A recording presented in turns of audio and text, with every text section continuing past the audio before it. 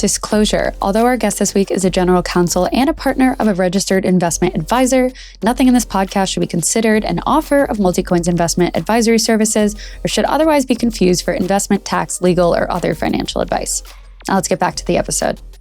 Today's guest is Greg Xethalis, the partner and general counsel at Multicoin Capital. Greg oversees all legal and policy functions at Multicoin and works closely with portfolio companies on legal and regulatory strategy. And before joining Multicoin, he spent more than a decade as a partner at Chapman and Cutler, advising asset managers and fintech companies on digital asset and regulatory matters. Greg, thanks for coming on. Excited to have you. Thank you, guys. Very happy to be here. Very happy to be back for a full episode. Yeah, welcome back. This means you get this means you get the token question. Are you ready? Yeah. To start off, ahead, Greg, Jack. Are you ready? I'm ready. What does crypto in America mean to you? I think crypto's inherently American. There are aspects of it that really ring true towards, I'm the child of an immigrant. My dad came off a boat in New York Harbor 60 years ago because he wanted to compete and build in America. And I think crypto has a lot of the same aspects. It's an open environment. It is at times an antagonistic environment, but at the same time, it's an opportunity for people to build things that have inherent merit and compete. And you don't succeed because of your last name, even if it's as cool as Xethalis. You succeed because you build something that works and you work hard at making it functional. So I think there's a lot of that which rings true to me. I think crypto is not just in America. In many ways, it is American. Greg, you're a friend of the show. We've had you on the live show and we've talked to you plenty of times this year about crypto in general, but I don't think we've ever gotten the full Greg story, as it were. So Jacqueline gave us a little taster in the in the intro, but can you tell us a little bit about what you were doing before Multicoin and what was your real come to crypto moment? Yeah. So I've been practicing now for 20 years, which is a terrifying thought, as an attorney. And for the first, 8 years of that time, it was as an exotic funds lawyer. So my mentor, Kathleen Moriarty, who was the woman who invented the legal side of the ETF industry.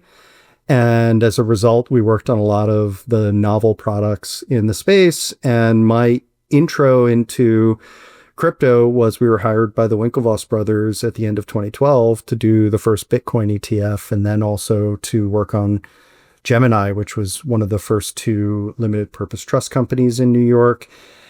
And when you go down the rabbit hole, just by nature as an exotic funds lawyer, I would love to read, consume information, learn about new things, learn about new markets, write disclosure about new markets, but nothing had ever been like crypto. An opportunity to use a technology that reinvents normal commercial or financial markets in new ways, often disintermediated on chain.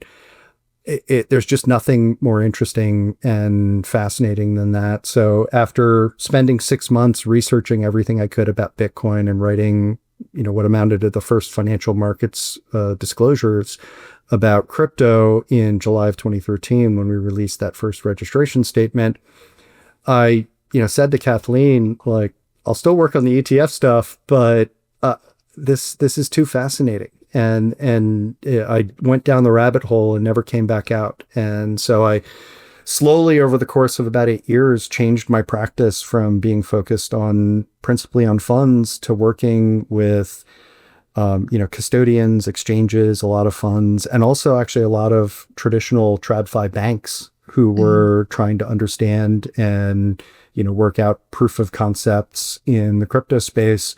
And over the course of that 8-year period, ETFs went from maybe 90% of my practice to being about 5 or 10% of my practice, and crypto took over most of the rest, typically representing centralized intermediaries and players in the space.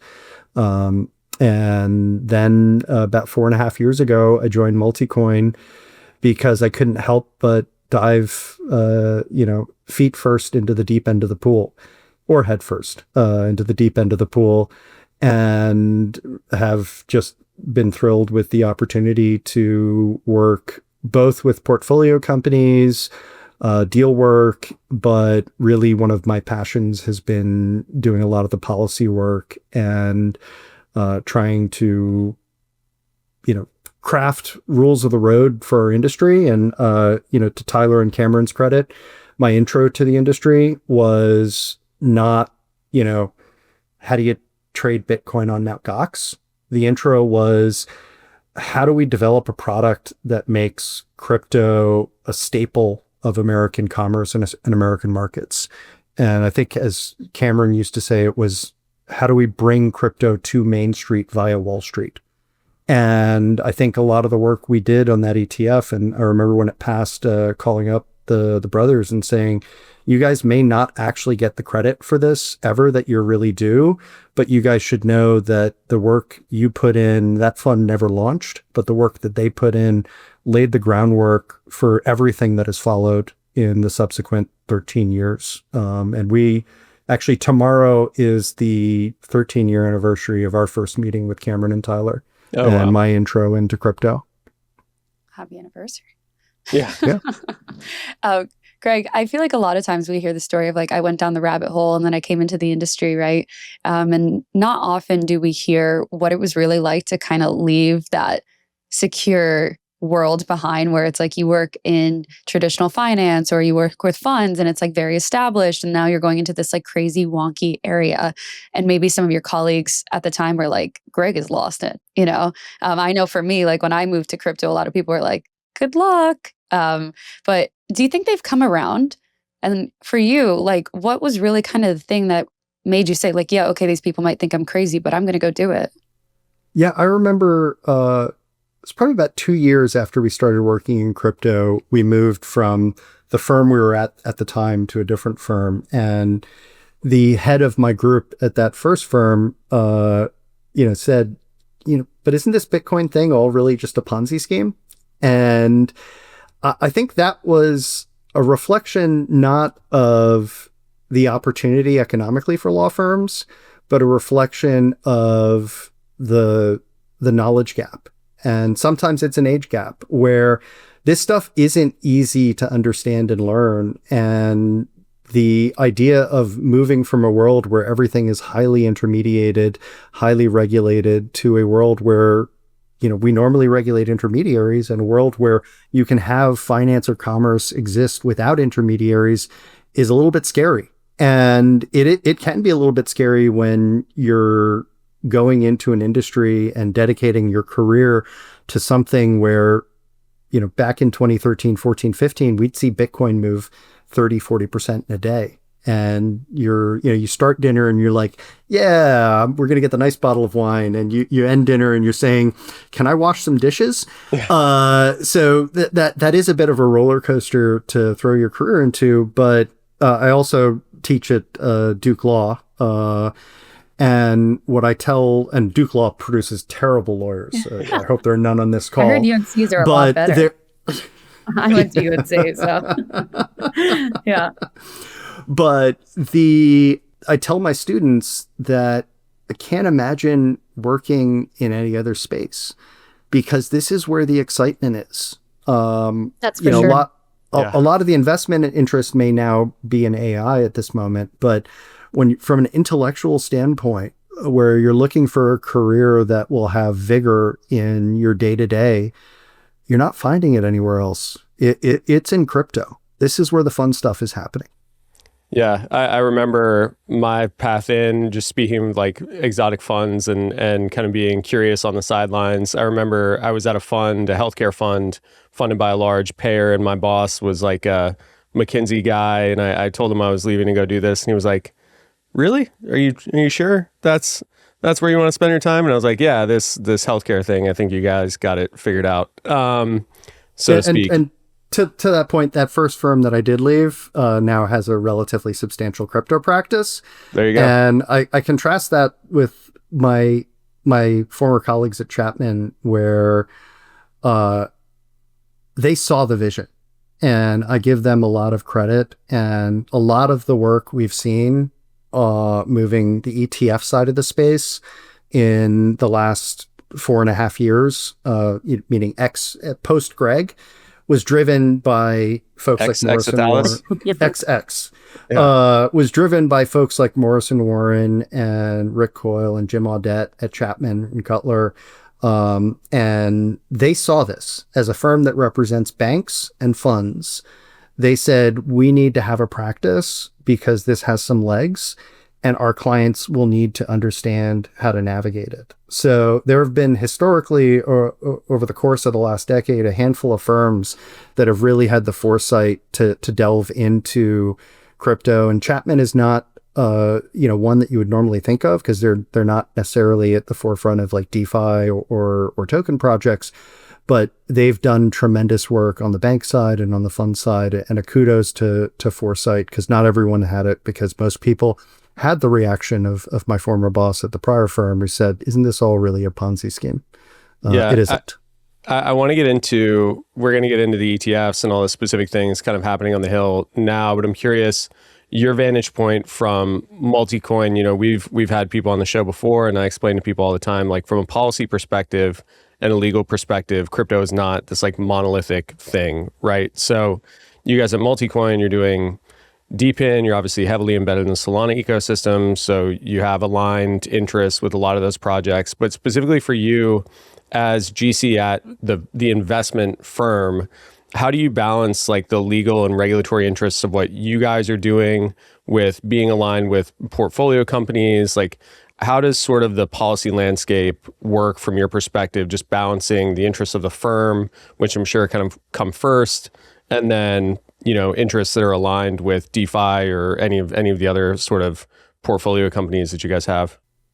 So it's funny, and I think one of your first guests on the podcast was Kyle Samani, my boss, and I often will reflect that Kyle Samani has more in common with LeBron James than me, and it's not a jump shot that defines that, but it's an appetite for risk. You have to have tremendous confidence and a tremendous risk appetite. You've got to be willing to go to the hole and, try and dunk over a 7-footer. And when you're a venture investor, in many ways, you have to both have the confidence that you can identify things downscale, downstream that will work in the future, and also have the confidence that you have the ability to help the portfolio companies get there. A lawyer has a very different perspective. A lawyer is always thinking about risk and how to mitigate it. So coming into a venture firm, and Gerald, having a venture background, has had to experience this as well.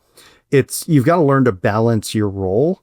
And I'm constantly thinking about risk, constantly thinking about the regulatory impact of developments on what our portfolio companies do. But we also have to train ourselves to see not just what the landscape is today, but what it might be. You've got to be able to read the field or read the floor and say, that lane to the hole isn't open today, but if I do my job, I can make it open. And so maybe I'll shoot for Steph Curry instead of LeBron, but I'm working for a basketball analogy some way or another. But it is a difficult role, and what we sit on is understanding risk from a regulatory perspective for our investments, including how we're making them, but also for what are the regulatory implications for the operations of the portfolio company as a whole. And also, trying to avoid a scenario where we've got to go to LPs and say, okay, this thing didn't work. In venture, most things you invest in won't work, but you want to always make sure it's a shot on goal.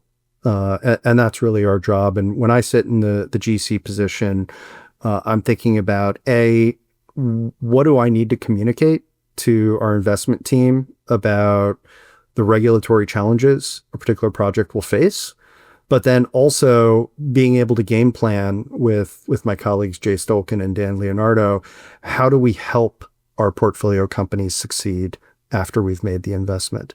And what type of mission what type of program and alignment do we need with our portfolio to help them think through those issues? Bitcoin might sound complicated, but the Gemini credit card makes it simple. Use it like any credit card. Buy lunch, gas, or your weekly groceries, and you'll earn up to 4% back instantly in Bitcoin or one of over 50 other cryptos straight to your account. No annual fee, and right now you can grab a $200 Bitcoin intro bonus. It's the easiest way to start building your Bitcoin stash. Go to Gemini.com/CIA to learn more. Terms apply. I just want to highlight very briefly that we love the rest of the team, and shout out to Jay for taking that L on the Learned League for me yesterday. That was a big win. So we have a lawyers trivia league, and Gerald is always a good trooper because I don't know that you've beaten me yet. Have you? I don't think anyone has beaten you yet, man. That's he was 18-0 at one point. That's brutal. Jason Gottlieb is the ultimate king of the lawyers trivia league. Is this like lawyer trivia, or is it like trivia for lawyers? General purpose trivia. We just have a lawyers sub league in this. It's intense. It's intense. No, I'm not a lawyer. Okay. I'm not a lawyer, but still need to get my shirt. Yeah, Greg, you were talking about advising portfolio companies, and I think a lot of questions we hear from founders is like, how can they kind of operate in the previous landscape? But now, things are feeling a bit more optimistic, right? So if you were advising a founder starting a crypto company today, or someone that Multicoin invested in with, like, let's say a 5-year horizon, what legal or policy assumptions would you tell them not to make? Let's say like a Say GC, for example. Oh, okay.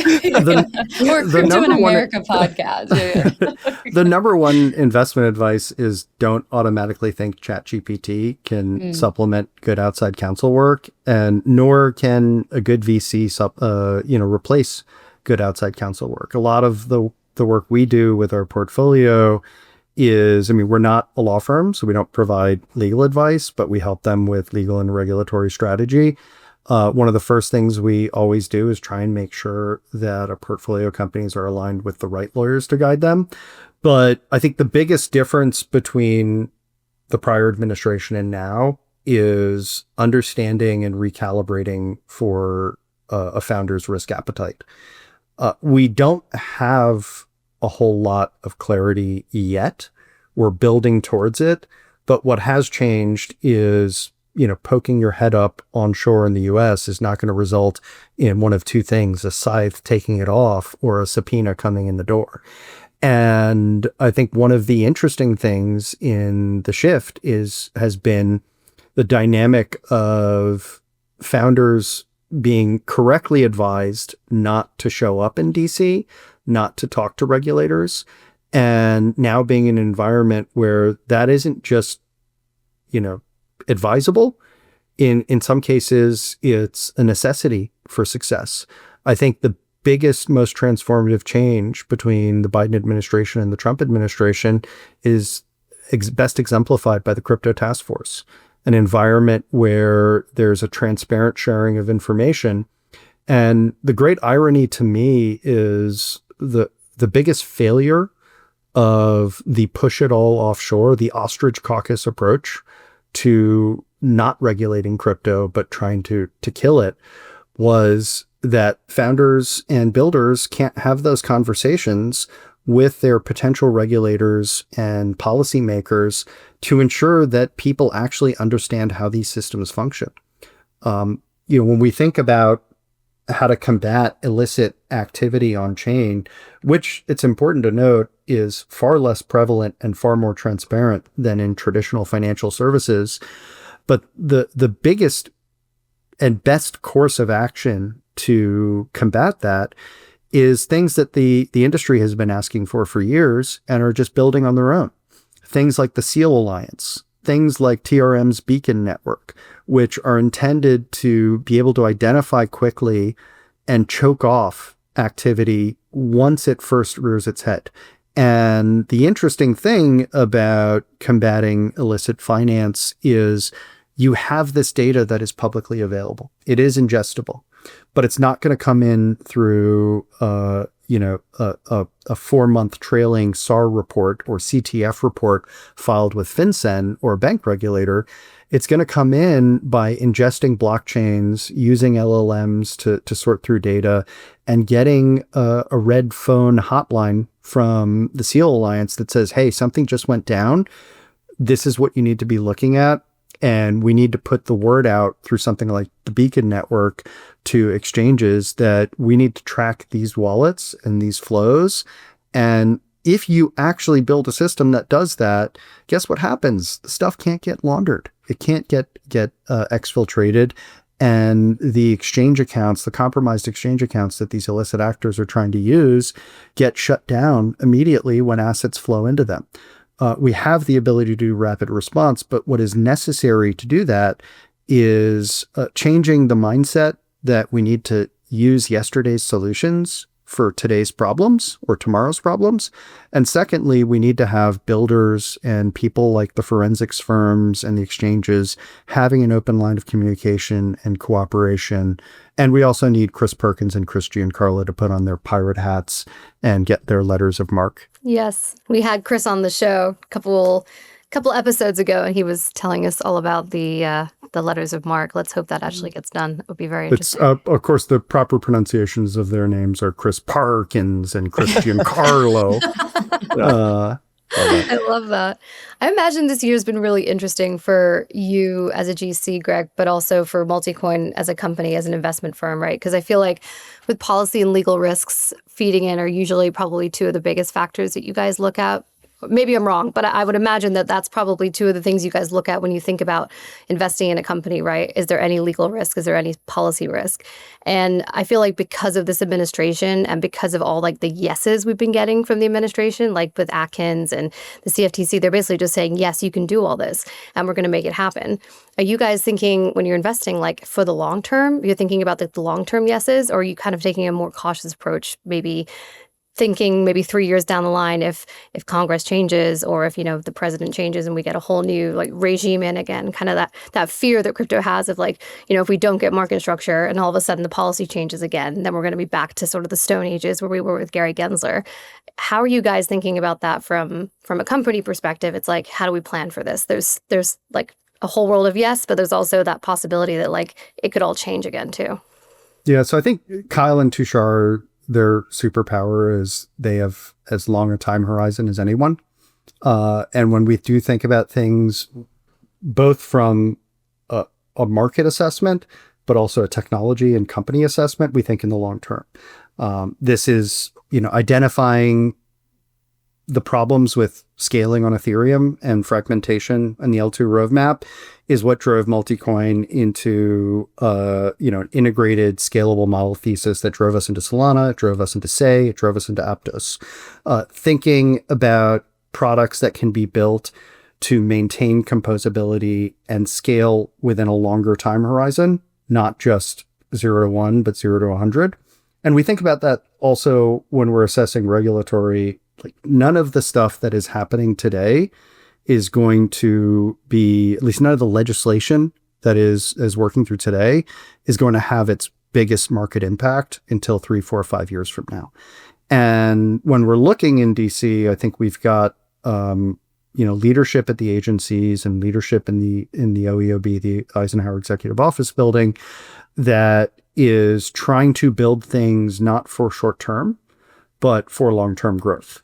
And we see that, I think we'll see a flurry of proposed rulemakings in Q1 of next year out of the SEC. And I think that Mike Seelig, both during his time at the Crypto Task Force and as advisor to Chair Atkins, and hopefully very soon as chair of the CFTC, will be building for long-term solutions that also, by the way, are not intended to be, both from him and from Chairman Atkins, are not intended to be quick fixes and are not intended to be Wild West open season. I think something that is often lost, particularly in New York Times headlines, is that this is not like a wild open door, do whatever you want type of season. These are real principled regulators who are not saying there should be no rules. They're saying, how do we adjust rules to allow people to try things? And I continue to believe that Chairman Atkins' American Leadership in the Digital Finance Revolution speech was one of the most important things ever written in crypto, up there with Satoshi's white paper, Vitalik's white paper, and anything I've written. But I think it was really, seriously, it was really impactful. And if you look at the crux of sort of the core arguments. One, it's we have to adjust the rules to allow this to happen safely, but we can't be so afraid of trying new things that we just get stuck in the past. He said, and Gerald and I were at Philly Fed when he said, we can't let fear of the future trap us in the past.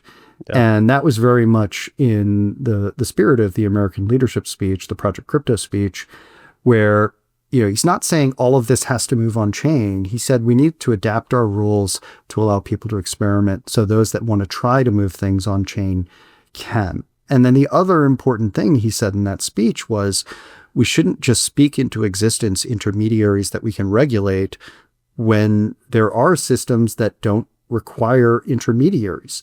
We can't make intermediaries, speak them into existence simply because American financial regulation has traditionally required or relied on regulated intermediaries that are deputized with compliance and reporting obligations.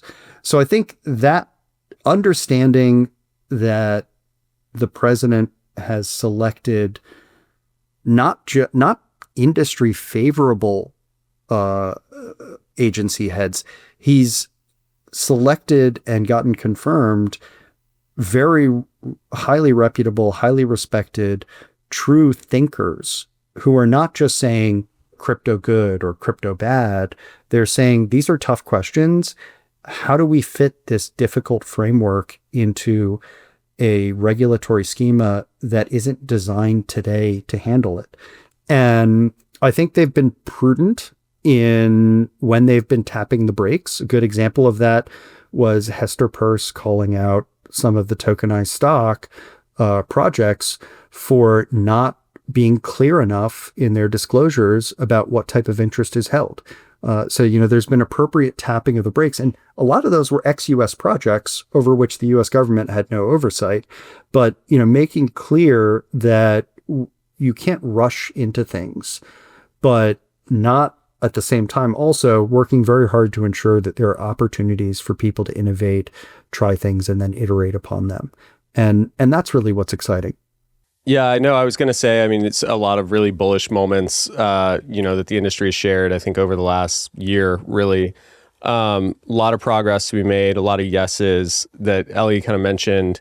And then one of those areas that I think we're still kind of waiting for maybe less pumping of the brakes or a little more clarity is tax clarity for digital assets, like as a whole, right? So we got the IRS DeFi broker rule through the CRA was one of the first things that was accomplished. That was great. But, a little bit of staking guidance here and there. We've made some progress, but nothing seems to be making its way into legislation yet. We had Colin from SPI on the show a couple Fridays ago talking about IRS guidance specifically. Do you think we're going to see more progress there, or is there a chance that we get something into legislation? And how do you think about sort of tax these days as a policy topic for the crypto space? I do think we'll get more clarity, and I think it will come initially through guidance, or hopefully will initially come through guidance and then subsequently through legislation.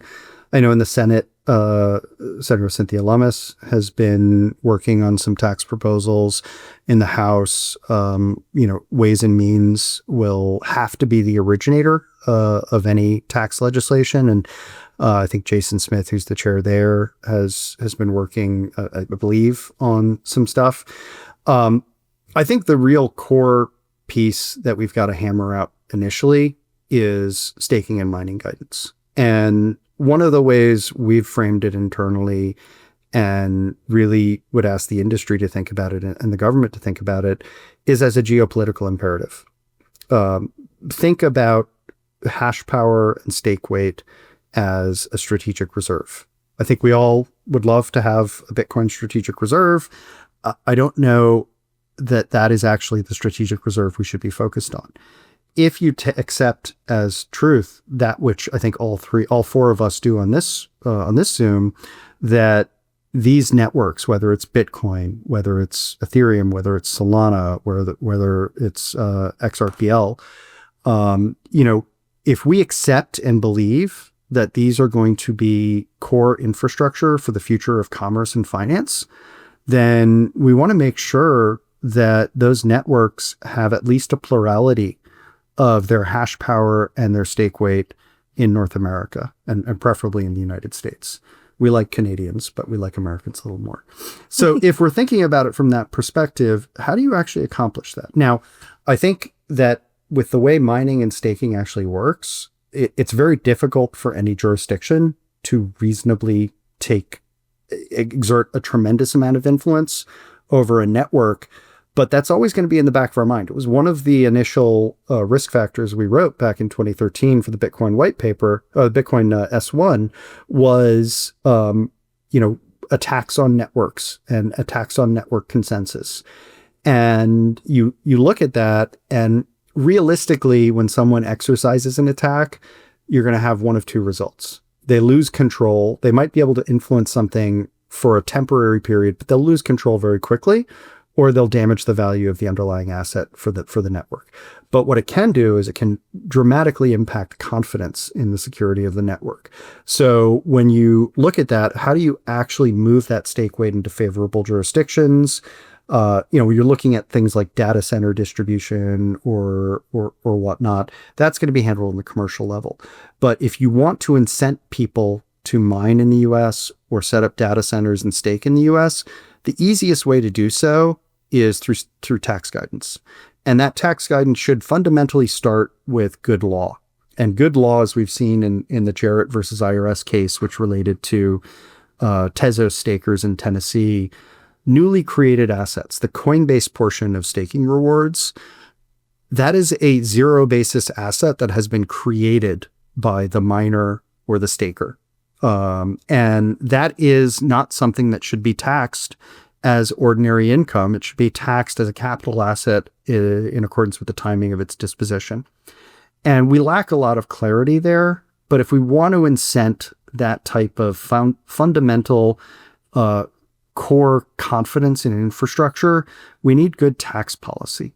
And so if we accomplish that by simplifying reporting, which this would do, and by creating, good guidance that incents growth, we have the benefit of bringing more stake weight, bringing more mining hash power to North America. And we also have the benefit long-term over increasing the tax revenues. By bringing this onshore, having the stakers sit in the US, you will generate more tax revenue than by having them sit in a Cayman C Corp or somewhere in Holland or something. I like the Dutch, but when we look at that, and it also has the benefit of working well with existing energy and AI and compute goals that we have in this country. So I will say I was very skeptical on a lot of the energy related arguments made by Bitcoin miners, and I think I've been proven wrong. Our firm Multicoin is headquartered in Austin. I happen to think the Brain Trust is here in New York, but you think right, yeah. I think right, yeah. But ERCOT, the Texas Energy Network, has benefited greatly from the existence of Bitcoin mining, and so I think I've been proven wrong on my first assessment, but when we look at staking and data centers and the desire to have more global compute here in the US, tax policy is how we get there. And it's a tax policy request that happens to comport with existing law, which is that newly created assets are not taxed at their creation. There are other aspects of simplification that would benefit, like transaction fee components don't fall into that same category, but I think we'd benefit from the simplification by treating all staking rewards the same. And if we get that out of IRS guidance, it also makes tax legislation easier, because at present, because the existing IRS guidance doesn't follow that Jarrett precedent. Now, the Jarrett case was made moot by the IRS refunding the tax payments to the Jarretts to make the case go away, so that you wouldn't have a judge give a negative ruling back in 2022 or 2023. But if we look at that Jared precedent, that is not consistent with existing IRS guidance. And the Joint Committee on Taxation, which scores the numbers on tax legislation, currently is bound by following that IRS guidance. So the IRS guidance actually makes it easier for this Congress to pass good tax legislation, because you no longer are having to find pay-fors for staking revenue that is taxed in a way that is much worse than it should be today. And that will allow us to open up a lot of other freedoms, like, for example, expanding the de minimis exemption for spending. I've bought, I think, two things with Bitcoin historically. I bought a pair of socks and one VPN access when I went to Bora Bora on my honeymoon, because I really needed to see some Netflix. But if there were good tax guidance that allowed a de minimis exemption for commercial use, that would be a real boon to the industry. And then there are a variety of other aspects where we don't know if crypto is treated as a commodity, a security, or something else for the purposes of the 10,000 pages of the tax code. So having more clarity there. And when we get to the legislation side, we have a big pay for. So there is one thing that has been held in reserve from the big, beautiful bill when we failed to get tax guidance or tax clarity in that piece of legislation this past year. One piece that was held back is the wash sale provision. So currently you're not prohibited from selling crypto and buying back immediately to realize a tax loss. That's a big pay for. And, I give credit to leadership in Congress for not simply stealing that pay for the big, beautiful bill, but reserving it as part of future tax legislation that would be crypto specific. And, hopefully that is how we get there ultimately. But it would behoove the IRS to amend their guidance to be more consistent with actual proper legal analysis. Do you think can the IRS give clarity on something like a de minimis tax exemption? Is it within their purview to be able to do something like that? Or is that something only Congress can do? I think the de minimis exemption may have to come from Congress, but the application... You guys define what that means too. Oh, yeah. So de minimis exemption would be, I think what's been proposed is anywhere from $600 to like $2,000 or $4,000, right. Where if amounts, if I spend up to that amount in any calendar year on commercial transactions, that would not be treated as a capital gain, and I wouldn't have to pay taxes on that. Now you have to set up your program so you're not allowing people to structure so that I buy 10,000 pairs of socks for $20,000 and claim a de minimis exemption on all of them. It would be an annual cap on that. But also a lot of this clarity will help tax software providers to create systems that plug into networks and file these taxes, because ultimately, we want a system where people are reporting their taxes. And I will say, I take the opposite side. Some people say we shouldn't have capital gains on Bitcoin or crypto, and I think that's actually a really bad move for the industry. It sounds nice. It sounds nice, but Well, Gerald, thanks to the last 6 months of price action, I think we've eliminated capital gains tax on crypto anyway. Yeah. But, ready to harvest our losses. Yeah. I also wonder whether if we do get de minimis tax on something like, would we see more people buying coffee or pairs of socks in your case, Greg, with Bitcoin? Or we would, because we have stablecoins now. Is that sort of like a I think point? Stablecoins are a remarkable product market fit, but you'd be able to see people more willing to adopt things like the Lightning network on Bitcoin to pay for things, or to use Sol or ETH or Say or what have you to engage in normal commercial transactions. But one thing that shouldn't be lost on the people who would love to have zero capital gains on crypto transactions is we want the US government to be long-term aligned with the growth of this industry. And that comes from ultimately knowing that the growth of this industry means more revenue for the government. When we have pro-growth, pro-jobs policies, part of that is to generate the revenue that can afford for social services. And I want crypto to be a big contributing part of that, because that's how crypto succeeds. I mean, we want crypto to lift everyone up. And I think over the long term, it has the ability to reach all over the globe to bring financial services to those for whom it hasn't been readily available. But I also want crypto to pay a lot of taxes. And so when I say I want staking guidance that treats staking rewards as newly created assets rather than ordinary income, I say that also in part because I genuinely believe that will grow the tax base long term by centralizing more of the infrastructure within North America and resulting in more secure networks, better networks, and networks that we have greater confidence in, but also networks that will pay ultimately more tax revenue on an indirect basis from their users. Yeah, Greg, I want to switch gears a little bit. We've been talking about what we still need to do, right? And I know you and the Multicoin team have spent a lot of time in DC.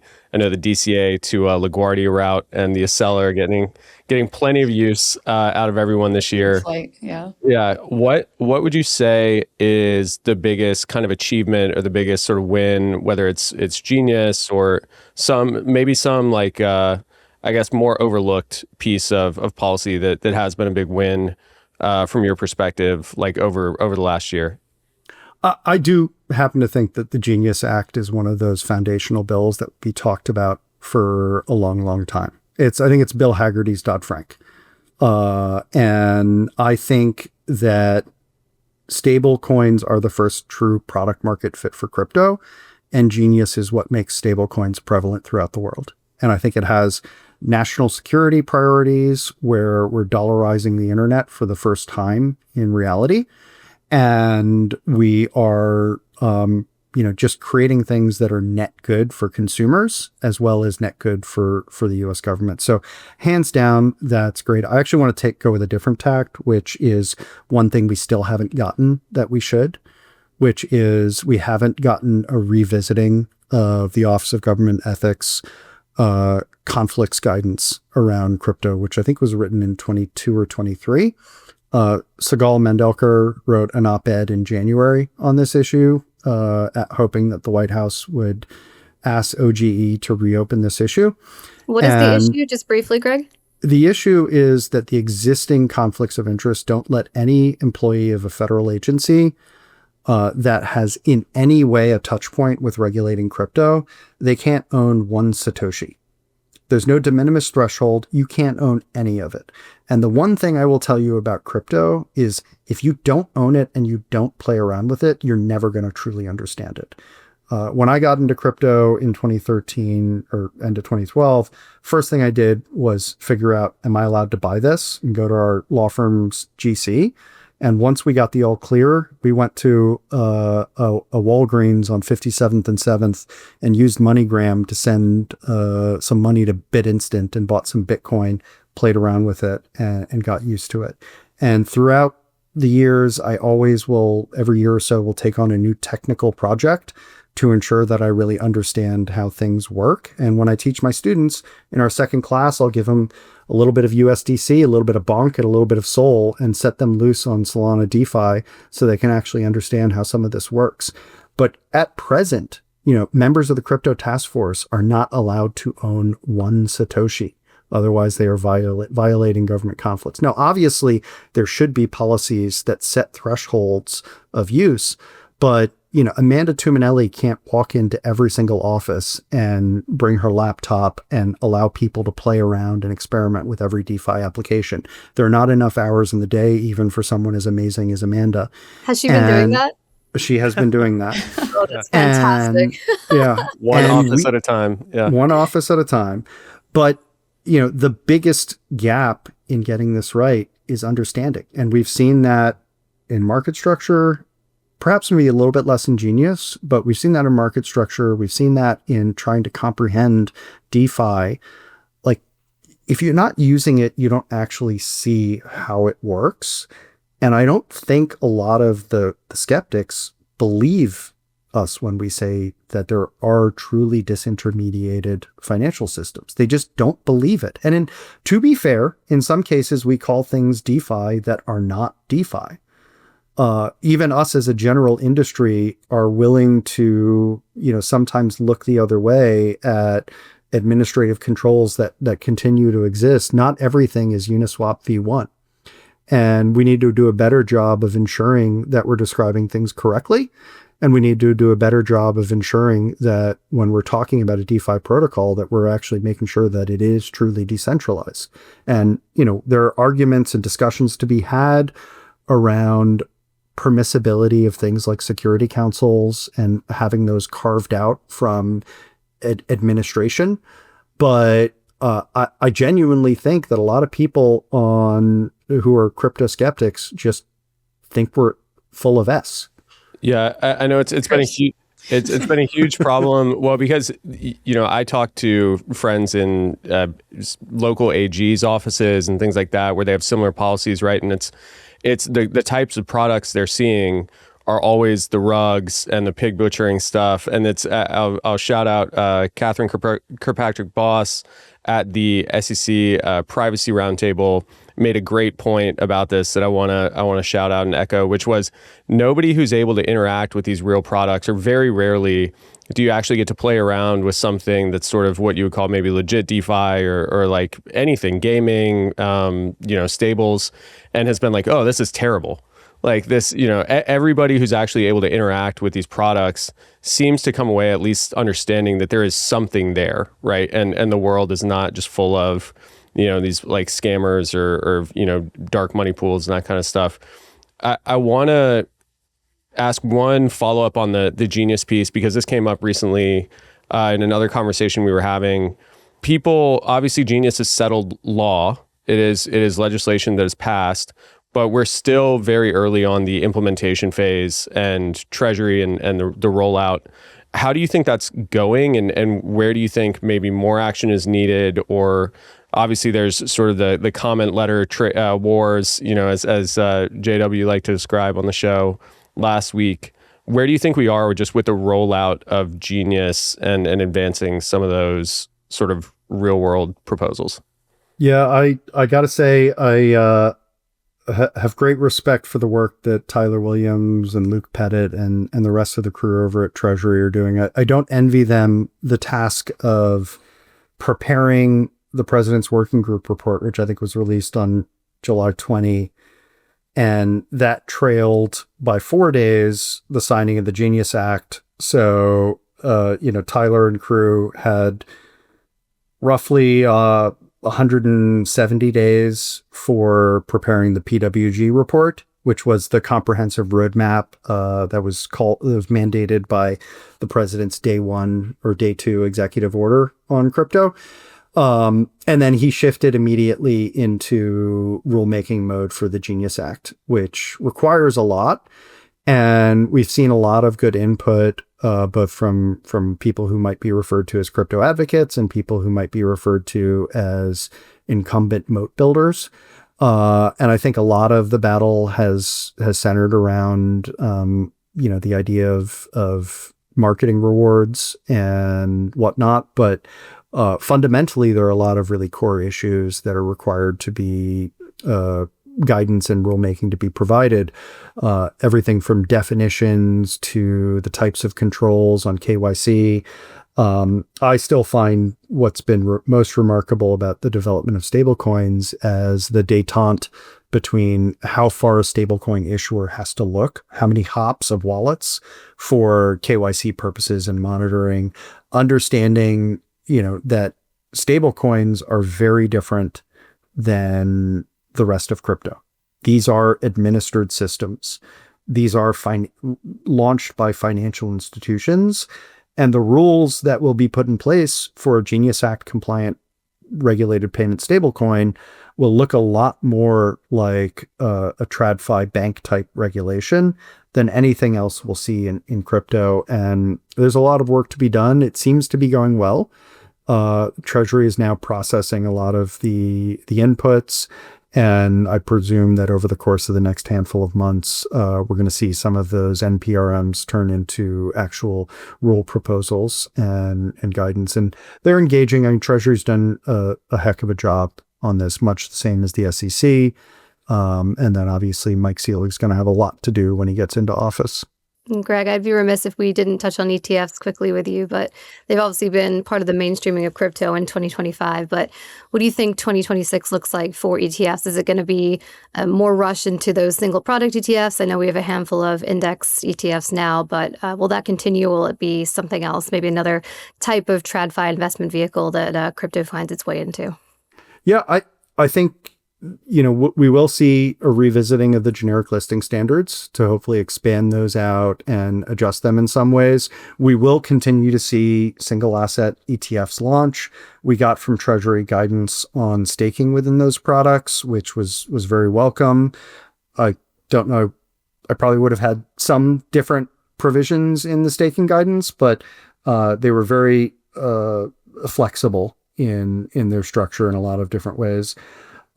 What I think we will see as the big sort of new paradigm within ETFs next year is products that are launched under the Investment Company Act, so 40 Act ETFs that include trading strategies embedded within them. I think this will be a big market to win, where you see ETFs that will provide some of, a majority of the upside of an asset like Bitcoin or other assets in the market, but have protective strategies that mitigate some of the downside risk. I think that's a big market that we haven't seen successfully launched yet, but there's a lot of flexibility under Rule 18F, which is the derivatives rule for investment companies. And I think we'll see some people explore those products. They will be less tax efficient as a single asset ETF, but there's a lot of investors who would very much appreciate things that are partially hedged or different combinations of assets. But I don't think the train is going to stop on the single asset ETFs. I think both Solana and XRP launched into, very negative market sentiment and action, and we've seen both of them have tremendous growth in assets. The other point to note on ETFs, and I think this surprised some because we were all kind of trained of GBTC as an asset sink, where Barry Sobert's Hotel California assets go in and they don't come out because there's no redemption mechanism. ETFs at scale are not that. They're both a source of supply and a source of demand. And when ETFs actually create and redeem shares, it is not a projection into where you think the market is going. So ETF shares aren't redeemed from a fund and assets pulled out because market sentiment is bad. It's just a dislocation intraday at the end of the day between the share trading price and the underlying NAV. It's purely an arbitrage. And you can have redemptions in a bull market, and you can have creations in a bear market. And I think we will learn, and we saw, I think it was about 3 weeks ago, significant outflows from IBIT, BlackRock's Bitcoin ETF. That's a natural part of the course. And as the market matures, and particularly as we see in-kind creations and redemptions increase in use, that'll be the price impacts of those outflows and creations will be mitigated a little bit, and it'll be more efficient.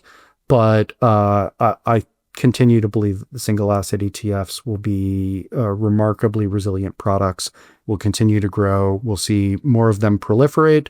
They won't all get to the size of IBIT or whatnot, but they'll be very important foundational pieces of the crypto asset ecosystem, in no small part because most Americans aren't ready to self-custody. And most Americans would love the cost benefits of ETF wrappers that provide institutional grade custody at a fraction of the cost. Greg, I also want to ask you about another 3-letter acronym that we talk about a lot on this podcast. ETFs aside, Digital Asset Treasuries, or DATs, as we like to call them. Obviously, it's been a very hot topic this year, and I know you're on the board of Nakamoto, which is one of the largest Bitcoin DATs, and also helped launch Forward Industries, the DAT co-founded by Multicoin, Galaxy, and Jump. And I believe it was the largest Solana-focused DAT when it launched, and Kyle Samani is the chairman behind it. Yeah. So how did all this kind of come together? And maybe to end on a DAT related note, what is kind of your outlook for all this? Yeah, I think we'll see, MicroStrategy strategy now has always had a core business in IT, but that core business in IT has been subsumed by Bitcoin treasury and, the financial mechanisms that Saylor frankly invented, including the use of huge preferred share IPOs that have been tremendously successful for strategy and really innovated in the market, making IPOs great again, if you will. I think we will see a pivot that not everyone can be strategy and not everyone can be Michael Saylor, but there is the opportunity to create real businesses around DATs. And as a board member, I won't say too much about Kindly MD and Nakamoto, but it's public our plans on how we see the company on a longer term basis, which is core fundamentally about advancing Bitcoin and the Bitcoin treasury business, but also about incorporating additional lines that if you read through our filings, you can see with forward and altcoin ecosystems, building up businesses beyond a pure treasury play is a little more native.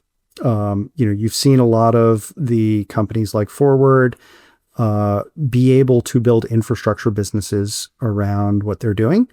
And when you have native ecosystems for DeFi and just frankly native staking, you can build true infrastructure businesses that relate directly to the treasury and create investor value through those activities. And so I think you will see a proliferation of ETH, Solana, and other DATs out there because you can do a lot with those assets that are a little bit more difficult to do on the Bitcoin side. But I think there will be a move towards hybridizing these DATs and have them be something more than just trying to ape Saylor.